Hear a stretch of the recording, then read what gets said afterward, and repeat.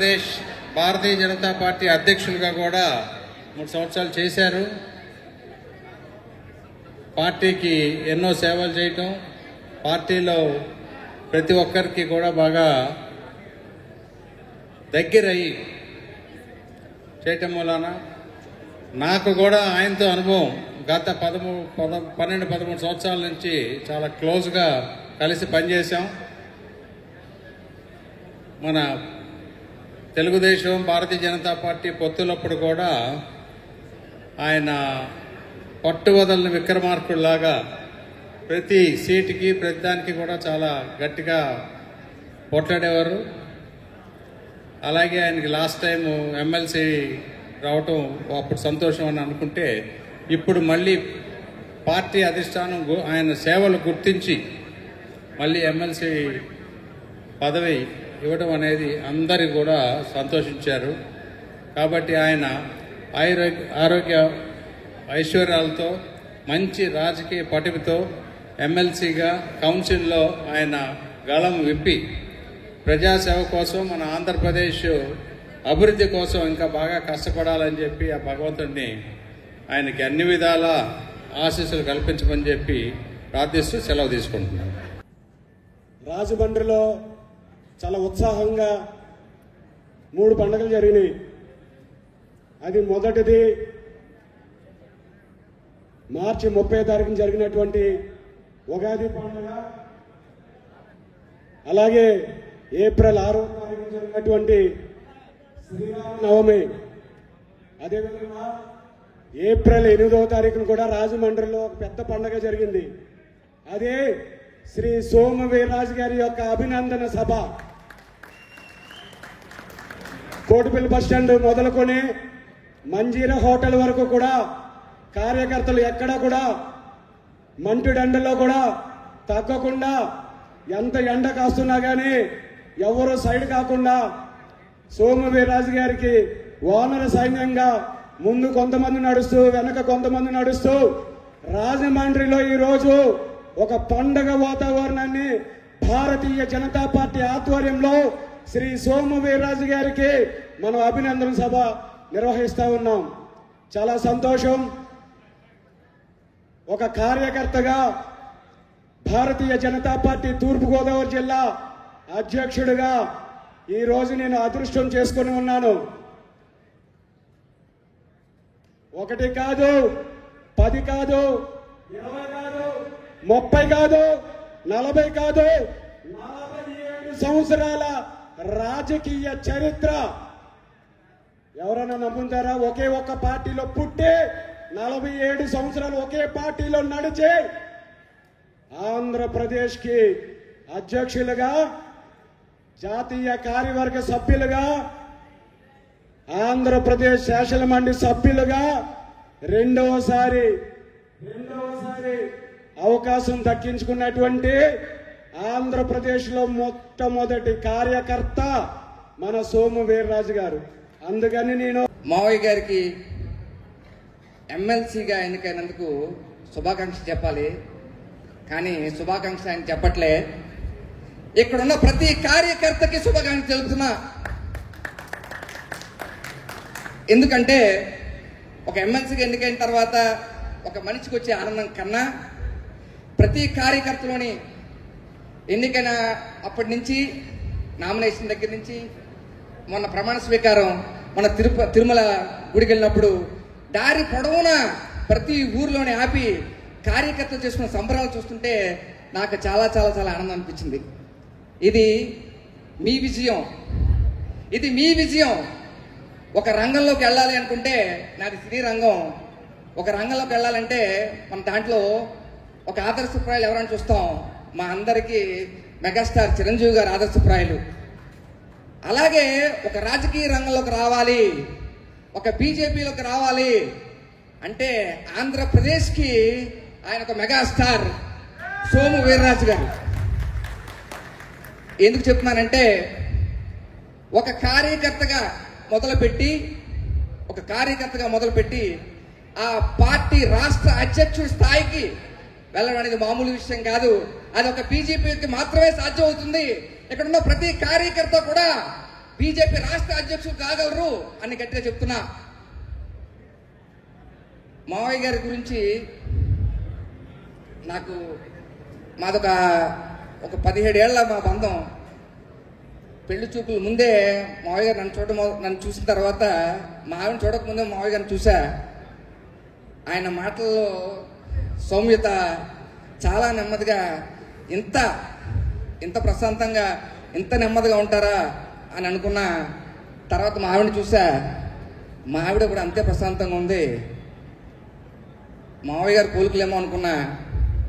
తర్వాత ఒకసారి ప్రెస్ మీట్లో చూసా, ఉగ్ర రూపం చూసా, కంగారు పడ్డా. మావయ్య గారు పోలిక అనుకున్నాం, ఇక్కడ చూస్తే ఉగ్ర రూపం టైగర్, ఆంధ్ర టైగర్ అని. సో ప్రాబ్లం ఏం రాలేదు తర్వాత. సో ఇక్కడికి రావటం, మిమ్మల్ని అందరినీ ఇలా కలవడం చాలా ఆనందంగా ఉంది. మావయ్య గారికి ఎన్నికకి సహకరించిన కేంద్ర పెద్దలకి, అలాగే ఇక్కడ కూటమి నుంచి తెలుగుదేశం రాష్ట్ర అధ్యక్షులు ఇప్పుడే అన్నగారు వచ్చారు. అన్నగారు నమస్తే. తెలుగుదేశం అన్నగారు వచ్చారంటున్నా. తెలుగుదేశం రాష్ట్ర అధ్యక్షులు చంద్రబాబు నాయుడు గారికి, లోకేష్ బాబు గారికి, అలాగే జనసేన పార్టీ అధ్యక్షులు కొణిదెల పవన్ కళ్యాణ్ గారికి, అలాగే మొన్న నామినేషన్ ప్రక్రియలో మావయ్య గారి పక్కనే ఉన్న పర్యాటక శాఖ మంత్రులు, మా సినిమాటోగ్రఫీ మంత్రులు కందుల దుర్గేష్ అన్న గారికి, అందరికీ మా కుటుంబ సభ్యులందరి తరపున థ్యాంక్ యూ చెప్తున్నా. లాస్ట్గా ఒకే ఒక మాట, అక్కడ చూడండి ముందు, ఆ సత్కారం అయిపోయిన తర్వాత లాస్ట్ మాట చెప్తా.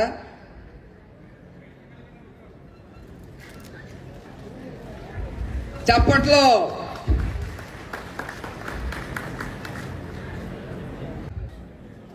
మీరు వార్డు మెంబర్గా కూడా గెలవలేదు అని చెప్పేసి చాలా వరకు చాలా కామెంట్లు చూస్తుంటా. నిజమే, ఆయన వార్డు మెంబర్గా గెలవలేదు, కానీ ఆయన శిష్యులు ఆంధ్రప్రదేశ్ శాసనసభలో మెంబర్గా ఉన్నారు, ఆంధ్ర రాష్ట్ర కేబినెట్లో మంత్రులుగా ఉన్నారు, పార్లమెంట్లో మెంబర్గా ఉన్నారు. ఆయన శిష్యులు కేంద్ర కేబినెట్లో మంత్రులుగా ఉన్నారు. కేబినెట్లో ఇది గొప్ప, వార్డు మెంబర్ కావడం గొప్ప. గెలిచేవాడు నాయకుడు అవుతాడు, వెనకుండి గెలిపించేవాడు మహానాయకుడు అవుతాడు. ఆయనే మీ సోము వీర్రాజు గారు. వీరుడే రాజు అయితే ఆయనే వీర్రాజు గారు. మావయ్య గారికి ఎప్పుడు నేను డైరెక్ట్గా చెప్పలే, మీ అందరి సమక్షాన్ని చెప్తున్నా.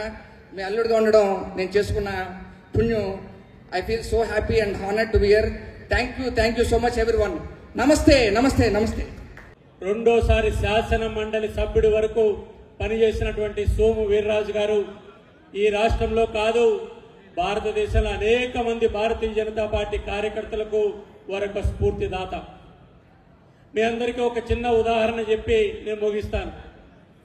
2024లో భారతదేశంలో నరేంద్ర మోడీ గారు ప్రధానమంత్రిగా మూడోసారి ప్రమాణ స్వీకారం చేసిన తర్వాత అదే రోజు తన కేబినెట్కి సంబంధించినటువంటి మంత్రివర్గ కూర్పు భారతదేశంలో 140 కోట్ల మంది ప్రజలందరూ కూడా ఎవరికి మంత్రి పదవి ఇస్తారు, ఎవరు మంత్రివర్గంలో ఉంటారు అని అందరూ కూడా టీవీలో చూస్తున్న సందర్భంలో సోదరుడు ఈరోజు వేదిక మీద ఉన్నటువంటి మాతో కలిసి పనిచేసినటువంటి భూపతి శ్రీనివాస వర్మ గారు కేంద్ర మంత్రిగా ఉన్నారని టీవీలో అందరూ కూడా మనం అందరం కూడా చూసాం. అనేక మంది కార్యకర్తలు కూడా అందరూ కూడా హ్యాపీగా ఫీల్ అయినాం. ప్రమాణ స్వీకారం పూర్తి అయింది. శ్రీనివాస్ వర్మ గారు ఆంధ్ర భవన్కి వచ్చారు, అన్ని టీవీ ఛానళ్లలో వచ్చారు. అక్కడికి వర్మ గారిని అడిగిన ఫస్ట్ ప్రశ్న ఏంటంటే, వర్మ గారు మీరు చాలా అదృష్టవంతులు, అనూహ్యంగా మీ పేరు వచ్చింది, మీరంతా చాలా అదృష్టవంతులు, మీరు ఎట్లా కేంద్ర మంత్రి అయినారని చెప్పి జర్నలిస్టులందరూ కూడా వర్మ గారిని ప్రశ్న అడిగారు. నేను వీర్రాజు గారు ఈ వేదిక మీద ఉన్న పార్టీకి సంబంధించిన చాలా మంది నేతలు అందరం కూడా పక్కనే ఉన్నాం. నేను కూడా వర్మ గారు ఏం చెప్తారని చూశాను. జర్నలిస్ట్ కు వర్మ గారు చెప్పింది ఏంటంటే, అనూహ్యంగా వర్మ కేంద్ర మంత్రి కాలేదు, 30 సంవత్సరాలు ఈ పార్టీలో కార్యకర్త కాబట్టి నేను కేంద్ర మంత్రి కాగలిగినానని చెప్పడం జరిగింది. ఎందుకు ఆ విషయం చెప్తున్నానంటే, బీజేపీ కార్యకర్తకు ఉన్నటువంటి విశ్వాసం, సోము వీర్రాజు గారు ఊరికే రెండోసారి ఎమ్మెల్సీ కాలేదు. భారతీయ జనతా పార్టీ ఈ ఆంధ్రప్రదేశ్ లో అనకాపల్లి నుంచి కుప్పం వరకు, ఆదిలాబాద్ నుంచి హైదరాబాద్ వరకు ప్రతి జిల్లా తిరిగినటువంటి ఏకైక నాయకుడు సోము వీర్రాజు గారు తెలుగు రాష్ట్రాల్లో అనేటువంటి విషయాన్ని గుర్తు చేస్తూ, వారికి అర్హత ఉంది కాబట్టే జాతీయ నాయకత్వం రెండోసారి కూడా వారికి అవకాశం ఇచ్చింది.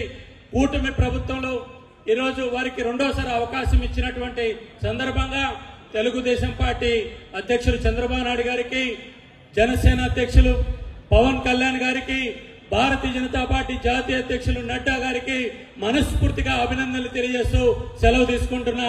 భారత్ మాతా కీ. వ్యూహం ఫలితంగా ఆ రోజు ఈ ఉభయ గోదావరి జిల్లాల్లో ఈరోజు శ్రీనివాస్ వర్మ గారు మంత్రి అయినా, గతంలో మాణిక్యాలరావు గారు మంత్రి అయినా, అంతకుముందు ఆకులు సత్యనారాయణ గారు ఎమ్మెల్యే అయినా, అంతకుముందు గిరిజాల వెంకట సామనాయుడు గారు, కృష్ణరాజు గారు మన జిల్లా నుంచి ఎంపీలైనా, ఆ రోజు ఒక్క వ్యూహం కారణంగా ఈరోజు భారతీయ జనతా పార్టీ ఈ అలయన్స్ లో కూడా మన గోదావరి జిల్లాల్లో మనం సీట్లు తీసుకుని మనం విజయ పదంలో ముందుకెళ్తున్నామంటే ఆయన వ్యూహం కారణంగానే ఈ విజయం సాధించిందని ఈ సందర్భంగా గుర్తు చేసుకుంటూ, అనేక కార్యకర్తగా ఆయన చేసిన త్యాగాలు అనేకం ఉన్నాయి. కానీ వస్తా మంత్రిగా గుర్తు చేశారు ఒక్క నిమిషం. అందువల్ల అనేక మంది పెద్దలు ఉన్నారు, మిగతా విషయాలు తెలియజేస్తారని నేను ఉభయ గోదావరి జిల్లాలో ఉన్న కార్యకర్తగా ఈ కొన్ని నాకు తెలిసిన 1-2 విషయాలు చెప్పడానికి ప్రయత్నం చేశామని కార్యకర్తలందరికీ ధన్యవాదాలు తెలియజేసుకుంటూ సెలవు. జై శ్రీరామ్. నేను రాజకీయాలకి చాలా చిన్న వయసుకుని ఈ రోజున సోము వీర్రాజు గారి ఆశీర్వాదం పొందడం కానీ, ఆయన యొక్క ఈ రకంగా ఆయనకు దగ్గరికి కావడం కానీ, రామసేన అనే వ్యవస్థను స్థాపించి దాదాపుగా ఈ రోజు వరకు జగ్గంపేట, రాజానగరం, రంపచోడవరం నియోజకవర్గాల్లో విశిష్టమైన సేవలు చేస్తూ దాదాపుగా 6 కోట్ల రూపాయల దాకా ఎప్పుడో ఖర్చు పెట్టి ప్రజాభిమానాన్ని పొందిన చేత ఆయన ఒక విషయం తెలుసుకున్నారు. 30,000 సభ్యత్వాలు భారతీయ జనతా పార్టీలో చేసిన ఇతను ఎవరు? అలాగే ఆయన జాయినింగ్లో 15,000 మంది భారతీయ జనతా పార్టీకి సపోర్ట్గా వచ్చారని చెప్పి తెలిసిన తర్వాత ఆయన వారిని కలవడానికి వెళ్ళాను. వారు నన్ను ఆశీర్వదిస్తూ, నన్ను చాలా ఉత్సాహపరుస్తూ, రాజకీయం అంటే ఏంటి నా మార్గదర్శకంగా ఉంటూ నాకు ఎంతో సహాయం చేసిన వారికి నేను ఎన్నో జన్మల పుణ్యపరంగా భావిస్తున్నాను. ఎందుకంటే రాజకీయంలో ఎదగాలంటే సరైన మార్గదర్శకం లేకపోతే ఏమీ సాధించలేం. నాకు మార్గదర్శకం ఉన్నందుకు వారికి ధన్యవాదాలు తెలుపుకుంటూ ఎక్కువ సమయం లేనందున తొందరగా ముగిస్తున్నాను. భారత్ మాతాకి జై. జై శ్రీరామ్. ఒక్క మాట, 1957 అక్టోబర్ 15 నిజంగా చెప్పాలంటే ఆంధ్రప్రదేశ్కి ఎంతో పుణ్యదినం. ఆయన పుట్టినరోజు ఒక్కసారి చప్పట్లు కొట్టండి. సోము వీర్రాజు గారి పుట్టినరోజు అది. ఆయన నిర్మించిన ఆ రోజున ఈ రోజుకి 45 సంవత్సరాలుగా భారతీయ జనతా పార్టీ ఉంటూ మనందరికీ మార్గదర్శకుడై ఢిల్లీలో ఆంధ్రుడి యొక్క గొప్పతనాన్ని ఒక మనిషిగా నిలబడి మనకు సూచనలు ఇస్తున్న ఆయనకి ధన్యవాదాలు తెలుపుకుంటున్నాను. భారత్ మాతాకి జై. జై శ్రీరామ్. ఇక్కడ అందరూ రావటం జరిగింది. ర్యాలీ జరుగుతున్న సందర్భంలో కూడా చూడటం జరిగింది. కార్యకర్తల ఉత్సాహం తగ్గలేదు. మండు టెండలో ఆ విధంగా వెల్లువలా వచ్చిన కార్యకర్తలందరికీ కూడా ముందుగా అభినందనలు, నమస్కారాలు తెలియజేస్తూ, మొన్న మనం శ్రీరామనవమి చేసుకున్నాం. శ్రీరామనవమి ఎందుకు చేసుకున్నామంటే రాముడు పుట్టిన రోజు, అలాగే ఆయనకి పట్టాభిషేకం జరిగింది ఒకే రోజు అని.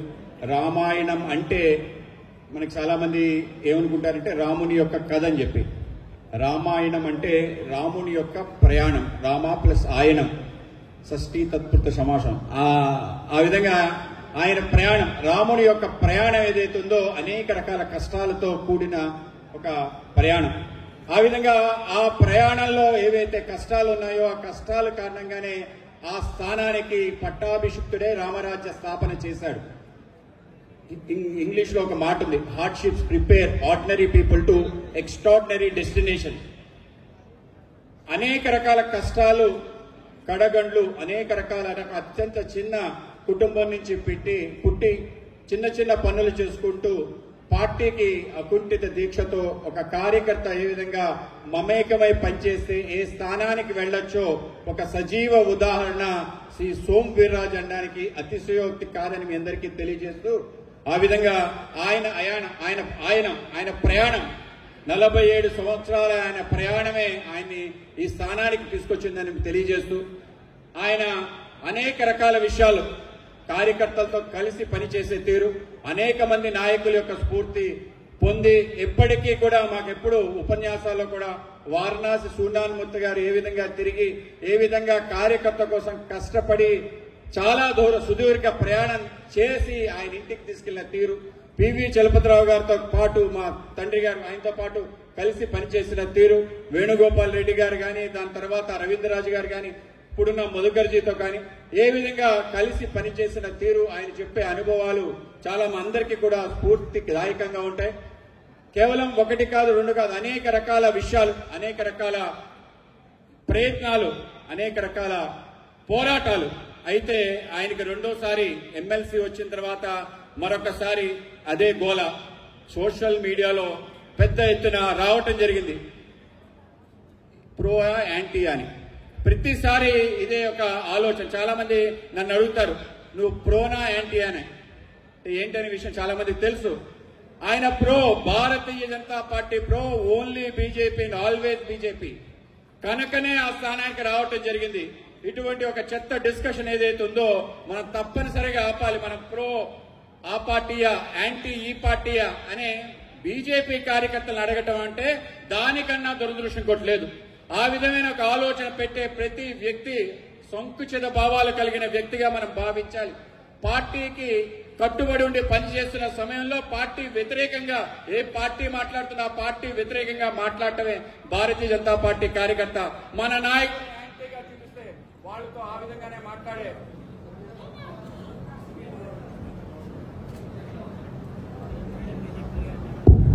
నరేంద్ర మోడీ గారు ఎవరైనా వేలెత్తి చూపిస్తే అదే విధంగా వాళ్ళకి సవాలు చెప్పే అవకాశం మనకే ఉంది. ఆ విధంగా చేసే కార్యకర్త సోము వీర్రాజు గారు మీకు తెలియజేస్తున్నాను. మనకి అనేక రకాల సమయంలో పొత్తు లేని సమయంలో, పొత్తు లేని సమయంలో ఏ విధంగా ప్రవర్తించామనేదే భారతీయ జనతా పార్టీ కార్యకర్త యొక్క ప్రవర్తనకి గీటురాయిగా నేను భావిస్తాను. 2018-19 మన పార్టీ నాయకుడు వ్యతిరేకంగా తీర్మానం ప్రవేశపెడితే అసెంబ్లీలో దాన్ని చించి బయటకు వచ్చిన వ్యక్తి సోము వీర్రాజు గారు. ఆయన నేను కలిసి ఆ రోజు శాసన మండలిలో ఉన్నాం. ఎక్కడ కూడా రాజీ పడకుండా గట్టిగా మాట్లాడడం జరిగింది. ఈ రాష్ట్రానికి కావాల్సిన వ్యక్తి ఎవరైనా ఉంటే అది నరేంద్ర మోడీ గారు. ఈ రాష్ట్రానికి సంబంధించిన అభివృద్ధి చెయ్యాలి అంటే కేవలం భారతీయ జనతా పార్టీ కాదు, ఇంకెవరూ కాదు అని చెప్పి గట్టిగా మాట్లాడడం జరిగింది. రాష్ట్ర విభజన సంబంధించిన ఏవైతే అంశాలు పొందుపరిచామో, ముఖ్యంగా మన జీవనాడి పోలవరానికి సంబంధించిన ఏవైతే ముంపు ప్రాంతాలు ఉన్నాయో ఈ ప్రాంతంలో కలవడానికి ముఖ్య భూమిక పోషించిన సోము వీర్రాజు గారు. కేవలం అదే కాదు, ఏదైతే విభజన చట్టంలో పెట్టిన అంశాలు అన్ని కూడా కేవలం భారతీయ జనతా పార్టీ ఆ రోజు చూపిన చొరవ కారణంగా, ఆ రోజు కాంగ్రెస్ ప్రభుత్వం ముందు మాట్లాడిన కారణంగా, ఆ రోజు హోమ్ మినిస్టర్ దగ్గర గట్టిగా చెప్పిన కారణంగానే వచ్చాయని, అవి వచ్చిన వాటిని చిత్తశుద్ధిగా 100% తీసుకురావడంలో కూడా మనమే కృతకృత్యులమని మనందరం కూడా తెలియజేసుకోవాలి. అలాగే అనేక రకాల విషయాలు, అనేక రకాల ఆయన యొక్క ప్రయాణానికి సంబంధించిన అంశాలు తప్పనిసరిగా ప్రతి కార్యకర్త తెలుసుకోవాలి. అవన్నీ మనకి స్ఫూర్తిదాయకంగా ఉంటాయి. ఆయన రెండోసారి శాసన మండలికి వెళ్తున్నారు. శాసన మండలిలో కూడా అదే దీటైన జవాబులు, అదే జీటైన ప్రశ్నలు తప్పనిసరిగా సంధిస్తూ కన్స్ట్రక్టివ్ క్రిటిసిజం తప్పనిసరిగా ఆహ్వానించాలి. ఆ విధంగా ప్రభుత్వానికి సంబంధించి అనేక అంశాలు ప్రభుత్వంలో ఉంటూ, ప్రభుత్వంతో పాటు నడుస్తూ అనేక అంశాలని లేవనెత్తగలిగే ఆయన అబ్జర్వేషన్ సంబంధించిన అంశాన్ని చెప్పాలంటే మనందరికీ తెలుసు. ఆయన ఒక మాట ఎప్పుడు వెళ్ళినా ఒకటి చెప్తుంటాడు, గుడ్డు కదా అని చెప్పి. వీర్రాజు గారు కూడా మాట్లాడుతున్నారంటే గుడ్డు గురించి మాట్లాడకుండా ఉండడు. ఎందుకంటే ఆయన ఐసీడీఎస్ సంబంధించిన అంగన్వాడీ సంబంధించిన వ్యవస్థలో వెళ్ళటం జరిగింది. వెళ్ళి ఆయనకు అనిపించిన అంశం ఏదైతే ఉందో, ఆయన దృష్టి ఆకర్షణ అంశం ప్రతి నాయకుడు, ప్రతి కార్యకర్త, ప్రతి ఎమ్మెల్యే, మంత్రి తప్పనిసరిగా ఐసీడీఎస్ పాఠశాలలు, అంగన్వాడీ కేంద్రాలు తప్పనిసరిగా చూడాలి, సాంఘిక సంక్షేమ హాస్టల్ చూడాలి అని ఆ దాంట్లో తెలుసుకున్న విషయాలు ప్రతి కార్యకర్తకి ప్రతిసారి చెప్తున్నారు. అంటే ఆ విధంగా ప్రతిదీ చూసే విధంగా ఒక దృష్టి కనుక ఆ విధంగా పనిచేస్తూ మా అందరికీ కూడా అనేక రకాల విషయాల్లో మార్గదర్శనంగా ఉంటూ ఆయనతో కలిసి ప్రయాణం చేసిన అనేక రకాల విషయాలు గుర్తు తెచ్చుకుంటూ ఆయనకి మరొకసారి అభినందనలు తెలియజేస్తూ శుభాకాంక్షలు తెలియజేస్తూ అలాగే ఈ కార్యక్రమానికి విచ్చేసిన మన కేంద్ర మంత్రివర్యులు శ్రీనివాస వర్మ గారు, అలాగే మన రాష్ట్ర ప్రభుత్వ మంత్రివర్యులు శ్రీ కందుల దుర్గేష్ గారు, మంత్రివర్యులు ఎమ్మెల్యే గారు రామకృష్ణ గారు, రామకృష్ణ రెడ్డి గారికి, అలాగే నడుగుండి ఈశ్వరరావు గారికి, ఇతర పెద్దలందరికీ నమస్కారాలు తెలియజేస్తూ ముగిస్తున్నాను. భారత్ మాతాకి.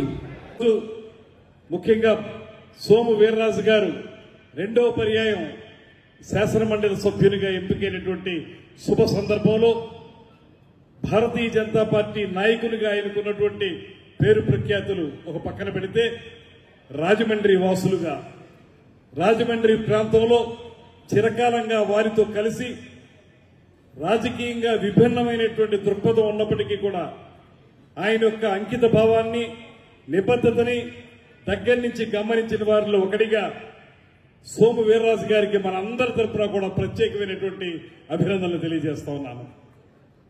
నేను కాంగ్రెస్ పార్టీ స్టూడెంట్ యూనియన్లో ఎన్ఎస్ఏ విభాగానికి జిల్లా అధ్యక్షుడిగా ఉన్నప్పుడు వారు భారతీయ జనతా పార్టీకి యువ నాయకులుగా ఉన్నారు. రాజమండ్రిలో ఆ రోజున కొద్దిమంది మాత్రమే నిరంతరం భారతీయ జనతా పార్టీ యొక్క విధానాలని ప్రజల్లోకి తీసుకెళ్లేటువంటి పద్ధతిలో ఉండేవారు.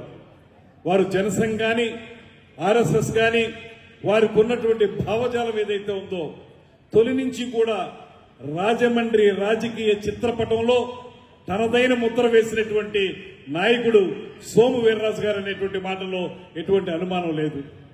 ఇవాళ అధికారంలోకి వచ్చిన తర్వాత రాష్ట్ర వ్యాప్తంగా గాని దేశవ్యాప్తంగా గాని భారతీయ జనతా పార్టీకి ఉన్నటువంటి పేరు ప్రఖ్యాతులు, ముఖ్యంగా ప్రపంచంలోనే ఉత్తమ నాయకుడిగా పేరు పొందినటువంటి నరేంద్ర మోడీ గారి నాయకత్వంలో ఈ దేశంలో జరుగుతున్నటువంటి విప్లవాత్మకమైనటువంటి మార్పులు గమనించిన తర్వాత చాలా మంది భారతీయ జనతా పార్టీ పట్ల ఆకర్షితులవుతున్నారు.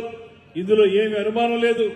కానీ ఆ రోజుల్లో పవర్ పాలిటిక్స్ నడిచిన రోజుల్లో కేవలం అధికారం ఉంటేనే అధికారం చుట్టూ మాత్రమే నాయకులు కార్యకర్తలు తిరిగే రోజుల్లో సైతం వీధి వీధినా కూడా భారతీయ జనతా పార్టీ జెండా పట్టుకుని తిరిగినటువంటి నాయకుల్లో అగ్రశ్రేణి నాయకుడు సోము వీర్రాజు గారు అనేటువంటి మాటలో ఎటువంటి అనుమానం లేదనేటువంటి విషయాన్ని ప్రత్యక్షంగా చూసినటువంటి నేను చెప్పగలుగుతూ ఉన్నాను.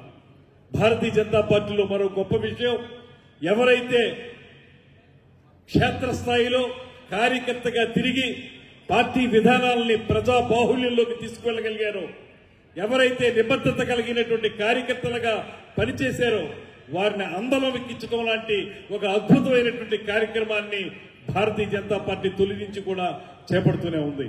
అందులో భాగంగానే ఇందాక చెప్పారు, 3 దశాబ్దాల పాటు కార్యకర్తగా అనితర సాధ్యమైనటువంటి కార్యక్రమాలు నిర్వహించినటువంటి వ్యక్తిగా భూపతిరాజు శ్రీనివాస వర్మ గారికి కేంద్ర మంత్రి పదవి ఇవ్వటం, అదేవిధంగా మాధవ్ గారికి ఎమ్మెల్సీ ఇవ్వటం, అదేవిధంగా ఇవాళ సోము వీర్రాజు గారిని రెండో పర్యాయం సైతం ఎమ్మెల్సీగా తీసుకోవడం అంటే దీన్ని బట్టి అర్థం చేసుకోవాల్సింది ఇక్కడ డబ్బు మరొకటి ప్రధానం కాదు, కులం ప్రధానం కాదు.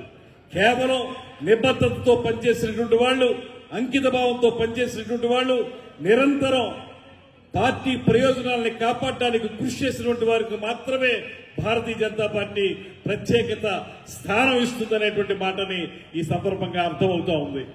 నేను ఇంకోటి కూడా చెప్పగలను, చాలా మంది ఇవాళ భారతీయ జనతా పార్టీలో తక్కువ ఉండొచ్చేమో కానీ ఇతర పార్టీల్లో 2014 రాష్ట్ర విభజన తర్వాత అనేక పార్టీల్లోకి మారిన వాళ్ళం అందరం ఉన్నాం, నేను ఉన్నాను అందులో. అయితే తొలి నుంచి కూడా ఒకే ఆశయంతో, ఒకే లక్ష్యంతో, ఒకే పార్టీ సిద్ధాంతంతో అనుక్షణం కూడా ముందుకెళ్లినటువంటి నాయకుల్లో ఈ ప్రాంతంలో సోము వీర్రాజు గారు ప్రథమ స్థానంలో నిలబడతారనేటువంటి మాటను కూడా ఈ సందర్భంగా మనవి చేస్తున్నాను. అటువంటి నాయకునికి రెండో పర్యాయం శాసనమండలి సభ్యత్వం రావటం అనేది ఈ ప్రాంతానికే కాదు, కష్టపడి పనిచేసే ప్రతి కార్యకర్తకి ఆ పదవి వచ్చినట్లుగానే అనేటువంటి మాటను మీ అందరికీ తెలియజేసుకుంటూ వారికి అభినందించడం, ఈ అభినందన పురస్కారం ద్వారా ఆయన మరింతగా ముందుకు వెళ్లి రాష్ట్రంలో వారి సిద్ధాంతాల్ని ప్రజా బాహుళ్యంలోకి తీసుకెళ్ళడానికి నిరంతర నిర్విరామ కృషి చేస్తారనేటువంటి మాటని మనస్ఫూర్తిగా నమ్ముతూ వారికి అభినందనలు తెలియజేస్తూ సెలవు తీసుకుంటున్నాను. నమస్కారం. జై హింద్. చూస్తూ ఉంటారు. వారితో పాటు వీర్రాజు గారు కలిసి పనిచేసేటటువంటి పరిస్థితి ఉండేది.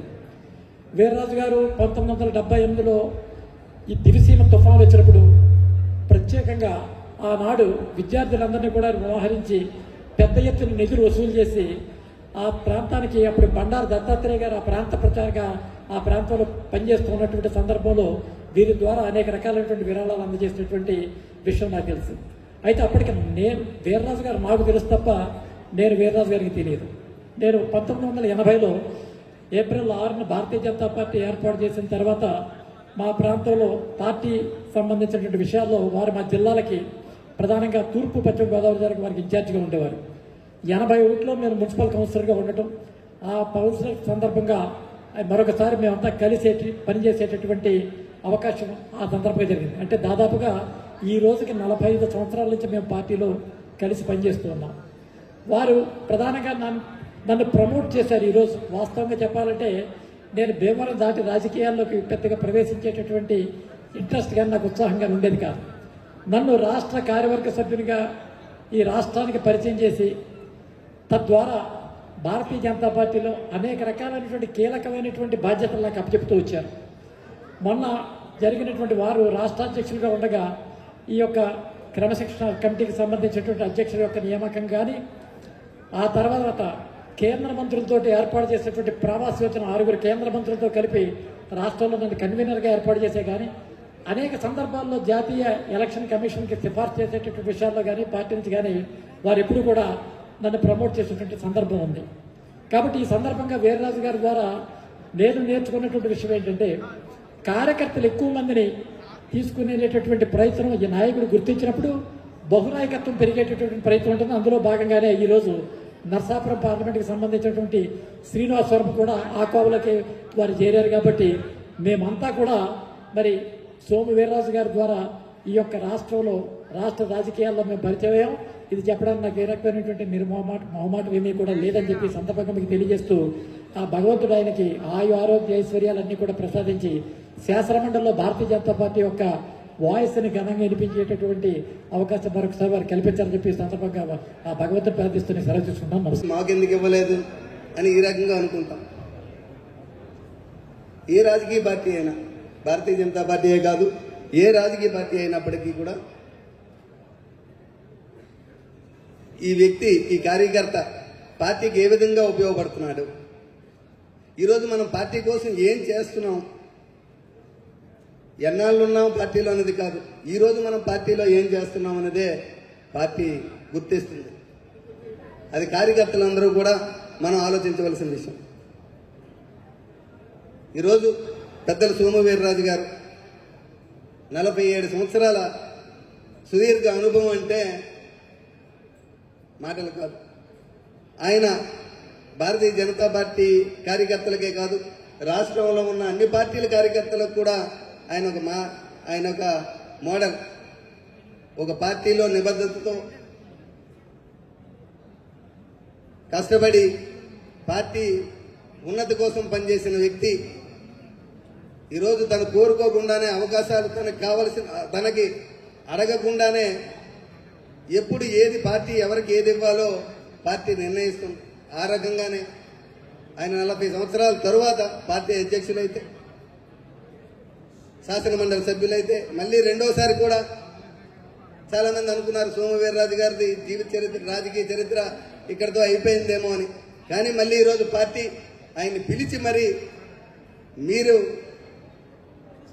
మీ రాజకీయ అనుభవం ఎంతో మంది కొత్త ఎమ్మెల్యేలైనటువంటి నాలాటి వారికి కూడా ఆయన యొక్క సూచనలు సలహాలు ఉండాలి, మీరు శాసనమండలిలో ఉండాలి, భారతీయ జనతా పార్టీకి ఆంధ్రప్రదేశ్లో మీరు ఒక పెద్దలుగా ఉండి ముందుకు నడిపించాలనే ఉద్దేశంతో ఈరోజు కేంద్ర ప్రభుత్వం ఈరోజు ఆయన్ని మళ్ళీ రెండోసారి శాసనమండలిగా సభ్యులుగా ఎన్నుకున్న సందర్భంగా నాకు చాలా సంతోషంగా ఉంది. ఎందుకంటే నేను మొదటిసారి ఎమ్మెల్యేని, ఆయనతో కలిసి పనిచేసే అవకాశం మాకు భగవంతుడు కల్పించాడని చెప్పి తెలియజేసుకుంటూ, ఆయన శాసనసభలో శాసన మండలిలో ఉంటూ మాలాంటి వారికి ఇంకా మంచి సూచనలు ఇస్తూ పార్టీ ఔన్నత్యానికి మమ్మల్ని అందరినీ ముందుకు తీసుకెళ్లాలని చెప్పి తెలియజేసుకుంటూ, వేదిక మీద ఉన్నటువంటి పెద్దలందరికీ మరొకసారి నా హృదయపూర్వక నమస్కారాలు. పెద్దలు సోము వీర్రాజు గారికి నా హృదయపూర్వక అభినందనలు, ధన్యవాదాలు తెలియజేసుకుంటూ సెలవు తీసుకున్నాను. జై హింద్. సోము వీర్రాజు గారు రెండవసారి శాసనమండలి సభ్యులుగా ఎన్నికైన సందర్భంగా ఇక్కడ ఏర్పాటు చేసిన అభినందన సభకు అధ్యక్షత వహించిన జిల్లా భారతీయ జనతా పార్టీ అధ్యక్షులు శ్రీ పిక్కి నాగేంద్ర గారికి, కార్యక్రమంలో ముఖ్య అతిథిగా పాల్గొన్న సన్మాన గ్రహీత శ్రీ సోము వీర్రాజు గారికి, ఈ కార్యక్రమానికి ముఖ్య అతిథి కేంద్ర భారీ పరిశ్రమలు ఉక్కు శాఖ మంత్రివర్యులు పెద్దలు శ్రీ శ్రీనివాస్ వర్మ గారికి, రెండవసారి శాసన మండలికి ఎంపిక చేయడం బహుశా ఉమ్మడి ఆంధ్రప్రదేశ్ రాష్ట్రంలో భారతీయ జనతా పార్టీ నుంచి వేరెవరూ రెండవసారి శాసన మండలికి ఎంపిక కాలేదేమో అనేది కూడా ఈ సందర్భంగా తెలియజేస్తా ఉన్నా. మొట్టమొదటిగా ఉమ్మడి ఆంధ్రప్రదేశ్ రాష్ట్రంలో తెలుగు రాష్ట్రాల్లో రెండవసారి శాసన మండలికి సోము వీర్రాజు గారిని ఎంపిక చేయడం ద్వారా పెద్దలందరూ చెప్పినట్టుగా భారతీయ జనతా పార్టీ కార్యకర్తల పార్టీ మరి సుదీర్ఘకాలంగా 4.5 దశాబ్దాలుగా ఒకే పార్టీతో భారతీయ జనతా పార్టీలో సుశిక్షితుడైన కార్యకర్తగా, నాయకుడిగా భారతీయ జనతా పార్టీకి సేవలు అందిస్తూ భారతీయ జనతా పార్టీ ఈ స్థాయికి అధికారంలోకి వస్తుంది అనే ఊహ లేకపోయినప్పటికీ నమ్ముకున్న పార్టీ కోసం అవిరళంగా కృషి చేసి ఉమ్మడి ఆంధ్రప్రదేశ్ రాష్ట్రంలో భారతీయ జనతా పార్టీ ఒక శక్తిగా ఎదగడం కోసం తన వంతు కృషి చేసిన పెద్దలు శ్రీ సోము వీర్రాజు గారు, వారి సేవలను గుర్తించే మరి మొదటగా 2015-16 ప్రాంతంలో శాసనమండలి సభ్యునిగా వారిని ఆ రోజు భారతీయ జనతా పార్టీ కూటమి ఎంపిక చేయడం జరిగింది. మరలా ఈరోజు రెండవసారి వారిని శాసనమండలి సభ్యులుగా ఎంపిక చేయడం జరిగింది. అదేవిధంగా నేను మొదటిసారి 2014లో శాసనసభ్యునిగా ఎన్నికైనప్పుడు వారితో కలిసి వారితో శాసనమండలి సభ్యులుగా నేను శాసనసభ్యునిగా పనిచేసే అవకాశం ఆ రోజు దక్కింది. ఆ రోజు తెలుగుదేశం పార్టీ శాసనసభ్యునిగా, ఆయన భారతీయ జనతా పార్టీ శాసనమండలి సభ్యునిగా కూటమిలో కలిసి ప్రయాణం చేశాం.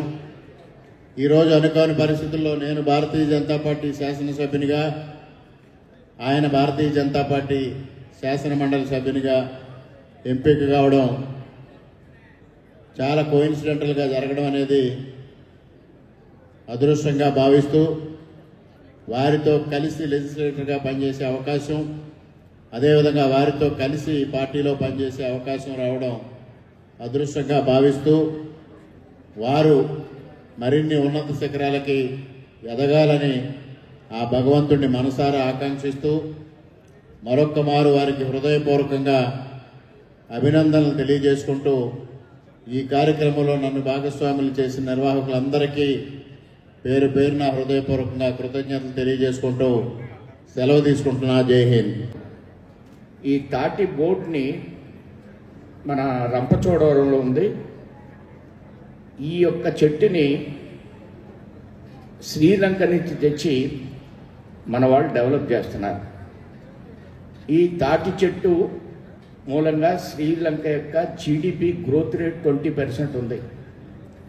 ప్రతి తాటి చెట్టుని నుంచి 15,000 రూపాయల ఆదాయం తీసుకురావాలనేది వస్తుంది ప్రతి చెట్టు నుంచి కూడా. కానీ మనం తాడి చెట్లు కొట్టేస్తున్నాం. మన రంపచోడవరంలోనే 250 రకాల తాటి చెట్టుల్ని ఆ నర్సరీలో పెంచుతున్నారు. వర్మ గారు కేంద్ర మంత్రివర్యులు కోకోనట్ బోర్డు ఉంది, చాలా బోర్డులు వేస్తున్నారు ఈ మధ్యకాలంలో, మిర్చి బోర్డు, రకరకాల బోర్డులు వేస్తున్నారు. కానీ ఈ తాటి బోర్డు కూడా కావాలని వారు కోరుకుంటున్నారు. దేశవ్యాప్తంగా విస్తరించినటువంటి తాడి చెట్టు కోకోనట్ బోర్డు అంటే కొన్ని రాష్ట్రాలకే పరిమితం. ఇది అలా కాదు, అన్ని రాష్ట్రాల్లో ఉన్నటువంటి ఈ చెట్టుకి బోర్డు వేయాలనేటువంటి ప్రయత్నం. అయితే మన చక్రవర్తి వర్మ గారికి కొన్ని ఇంట్రెస్ట్లు ఉన్నాయి. ఆయనకి ఆవులు, రకరకాల ఇంట్రెస్టులతో పాటు ప్రకృతిని అభిమానించేటువంటి వ్యక్తి ఆయన. ఆ చెట్టులు మన పెద్దవాళ్ళకి అందరికీ ఇవ్వాలని వర్మ గారిని అవుతున్నారు. అంటే ప్రకృతిని ప్రేమించడం అంటే భగవంతుడిని పూజించడం అని, భగవంతుడిని పూజించడం అని. అందులో మమేకమై పనిచేస్తున్నటువంటి మిత్రులారు చాలా కాలం నుంచి మన బీజేపీలో పనిచేస్తున్నారు. మరి ఇవి తెచ్చి నేను అందరికీ ఇస్తాను. నాకు కూడా నచ్చి ఒక నిమిషం మాట్లాడడానికి ప్రయత్నం చేశాను. ఎవరిని డిస్టర్బ్ చేశానని అన్నిదా భావించొద్దు.